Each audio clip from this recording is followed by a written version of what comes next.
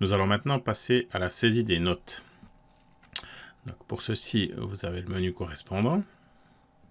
Et ici, quand j'arrive sur ma page des notes, je vois que j'ai déjà des notes pour la classe de 11 PM.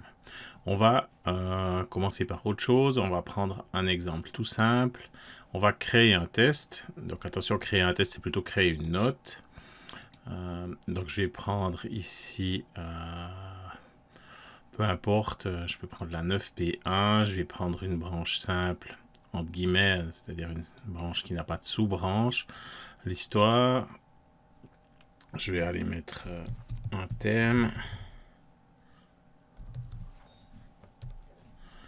une date, et je crée mon test. Voilà. Et vous voyez ici, automatiquement, il m'a ouvert un groupe pour les 9P1 avec l'histoire. Et dedans, j'ai tous les élèves de 9P. Ici, visuellement.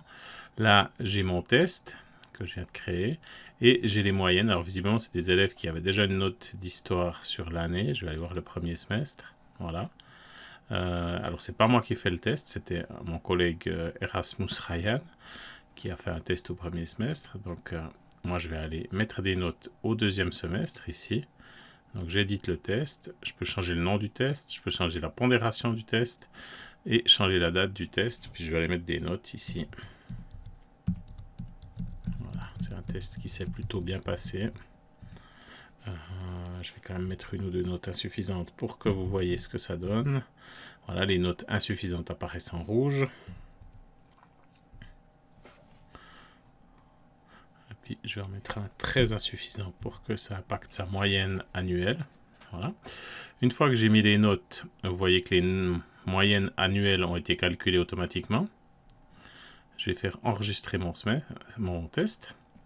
Et voilà. On est dans une phase transitoire, vous le savez, les classes vont passer en mode annuel.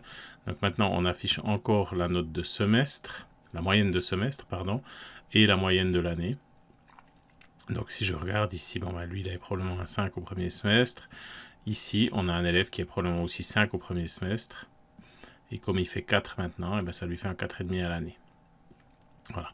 Vous voyez ceux qui ont des notes négatives, ben, les moyennes. Toujours la moyenne au centième qui peut être utile pour renseigner les parents et la moyenne au demi-point pour le bulletin. Ensuite, vous avez la moyenne pour le test, ici, 4,53, la moyenne du semestre pour tous les élèves et la moyenne de l'année pour tous les élèves. Et si vous avez des élèves qui ont des niveaux différents, vous allez aussi trouver ces niveaux ici, puisque là on a tout des P, mais on aurait la moyenne des P, la moyenne des M, la moyenne des G. Et si c'est une branche à niveau, type français, vous aurez la moyenne des A, la moyenne des B, voilà, selon le type d'élève que vous avez dans votre classe. Voilà donc pour une branche toute simple comme l'histoire, entre guillemets simple. Je vais maintenant vous montrer ce que ça donne pour une branche avec des sous-branches. Ici, pour les 11 PM, on a mis des notes de français. Et dans ces notes de français, il y a 3 sous-branches, 3 thèmes, compréhension orale et écrite, production orale et écrite et structuration.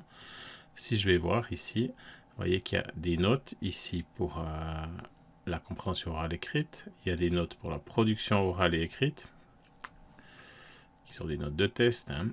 La structuration, toujours une note. Et vous avez ensuite une récapitulation par élève pour la totalité. Donc vous aurez la compréhension orale et écrite pour le semestre en cours et pour l'année. Idem pour la production orale et écrite, idem pour la structuration et la moyenne de tout ça. Sachant que les notes comptent de manière égale. La compréhension orale, production et structuration comptent chacune un tiers de la note.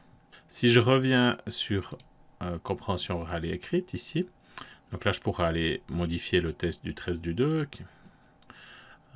qui portait sur, qui s'appelait test 1, vous voyez ici, qui avait une pondération de 100%, je pourrais changer cette pondération, je pourrais changer son titre comme on l'a vu précédemment. Je peux aller voir les notes au premier semestre. Voilà. Donc ici, il y avait eu un test le 10 septembre uniquement. Je peux aller repasser au deuxième semestre. Je peux aller créer un test directement ici. Ça veut dire ça va être plus simple. Je ne vais pas devoir choisir la classe et la branche. Ici, si je fais ça, je me trouve directement dans la classe 11 PM pour le français compréhension orale et écrite. Et puis, je vais pouvoir mettre une description. Test 2 avec une date. Et voilà, je l'enregistre vide comme ça, c'est pas un problème. Voilà. Je vais pouvoir imprimer tas des notes de mes élèves. Donc, vous voyez ici, je retrouve la liste des élèves avec la note au test 1. Au test 2, il n'y a pas de note, la moyenne. Pour le moment, il n'y a encore que les moyennes semestrielles. Là. Les moyennes annuelles vont s'ajouter dans les prochaines semaines. Si je continue de regarder ici mes élèves, vous voyez qu'à côté de Kai Conway, ici, les petits traits sont bleus. Ça signifie qu'il y a une remarque pour cette branche. Voilà. Ici, j'avais indiqué qu'il se donne de la peine. Il faut savoir que la remarque est commune à toutes les sous-branches de français, toutes les composantes de la note de français. Ici, il y aura la même dans production orale et écrite. Et voilà pour la saisie des notes ici dans le portail.